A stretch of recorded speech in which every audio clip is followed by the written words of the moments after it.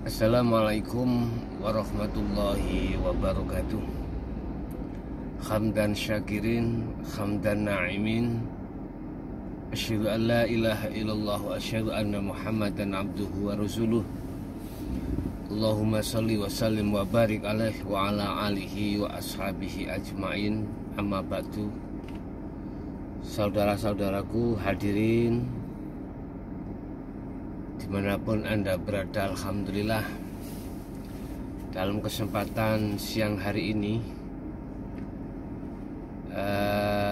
sebelumnya kami mohon maaf bila nanti kami tidak bisa secara langsung seperti biasanya dalam acara kuliah yang bertepat di jam 1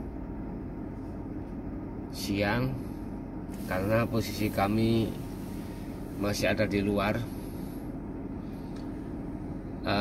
Bapak Ibu hadirin yang kami hormati, untuk tema kali ini saya akan mengambil satu judul: jangan kau terberdaya dengan mediasimu. Apa yang dimaksud terberdaya? Apa yang dimaksud media? Rasulullah SAW pernah bersabda terhadap sahabatnya, ya. Pada waktu itu beliau dan para sahabat mukmin itu habis berperang, ya. Di situ Rasulullah mengatakan bahwasanya besok pada umatku ada peperangan yang lebih dahsyat lagi, peperangan yang lebih besar lagi. Apa ya Rasulullah? Para sahabat bertanya, dan Rasulullah menjawab, di mana umatku akan berperang melawan hawa nafsu. Bapak Ibu hadirin rahimakumullah, yang kami maksud mediasi adalah kendaraan, ya.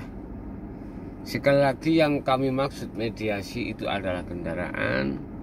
Yang kami maksud terperdaya itu adalah ketika hati itu tidak mau lari menuju pada Allah, secara otomatis hati kita akan terbuai dengan lika-liku indahnya dalam satu tumpaan itu.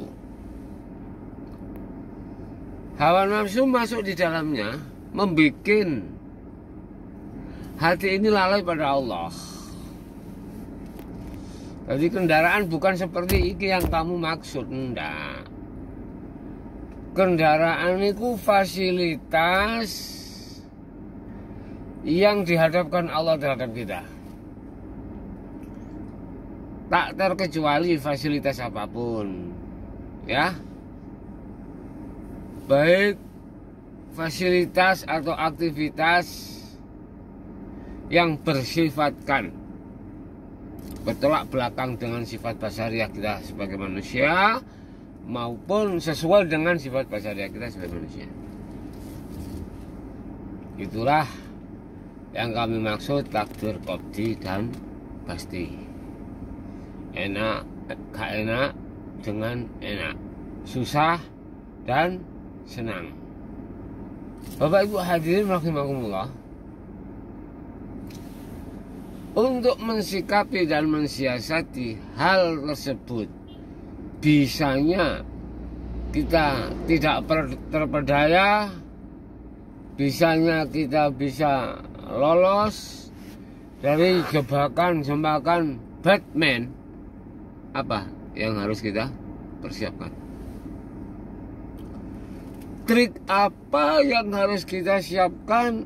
Istilah orang berperang. Sehingga apa yang harus kita siapkan untuk menghadapi musuh yang seperti itu. Mohon maaf, lebih dasar dan besar perang ketika saat kita tidak bisa melihat dan mendeteksi daripada musuh itu sendiri. Seperti situasi sekarang, kita berhadapan dengan corona. Corona di situ, kita nggak kelihatan, tapi dia melihat kita. Begitulah hawa nafsu. Kita nggak bisa melihat sana, dia melihat sini. Terus, apakah itu tidak konyol? Tidak. Manakala kita tidak mempunyai barometer pandangan untuk bisa mendeteksi mana yang menjadi kepentingan hawa nafsu dan mana yang tidak menjadi kepentingan hawa nafsu. Bapak Ibu, kita kembali ya. Kembali pada laptop. Artinya kembali pada khitah, kebenaran-benaran di dalam hukum hakikat. Apa yang harus kita siapkan? Senjata apa yang bisa memusnahkan pergerakan, perlawanan,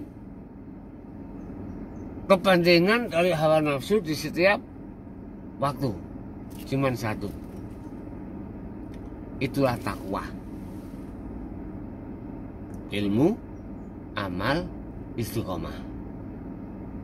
Yang takwa di sini bukan takwa tahu takwa, bukan takwa baju takwa, bukan takwa sekedar takwa, tapi haqqatuqatihi. Tidak hanya kita bicara ittaqullah, tetapi harus haqqatuqatihi. Takwa yang sebenar-benarnya takwa. Takwa yang sebenarnya takwa itu adalah takwa di mana hatimu tidak akan pernah terperdaya oleh segala apapun yang bersifatkan duniawiyah. Tidak. Takwa yang sebenar-benarnya adalah takwa yang dimanapun hatimu juga tidak akan pernah bisa dijadikan oleh hawa nafsu sebagai kepentingan. Mohon maaf loh. Hawa nafsu itu tidak hanya bisa masuk terhadap hal-hal yang secara syariat dianggap gak pantas atau jelek, enggak.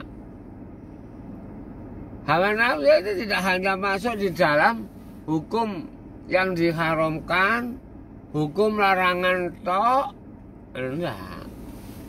Hawa nafsu itu ya penuh tak kandhani.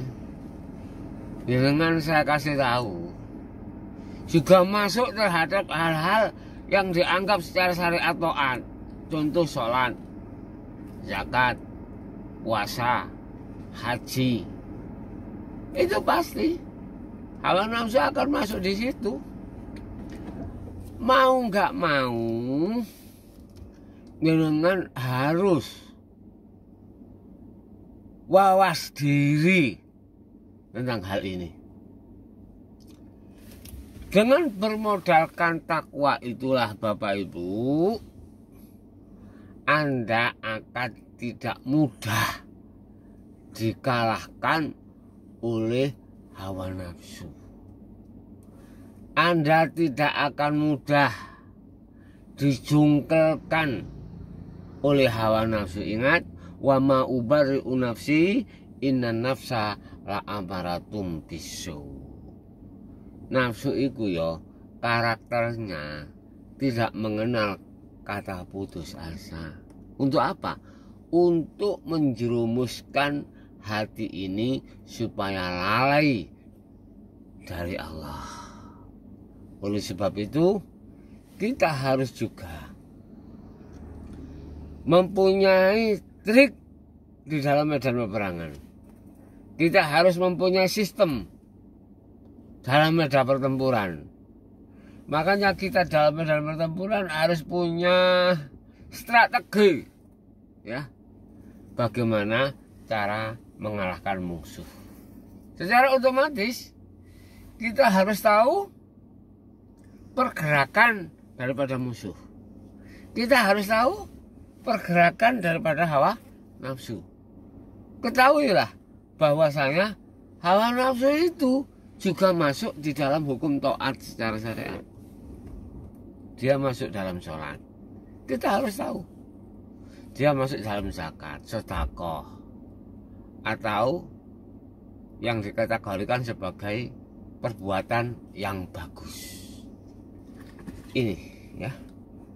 Kita tidak hanya mendeteksi nafsu di hal-hal yang maksiat aja, enggak.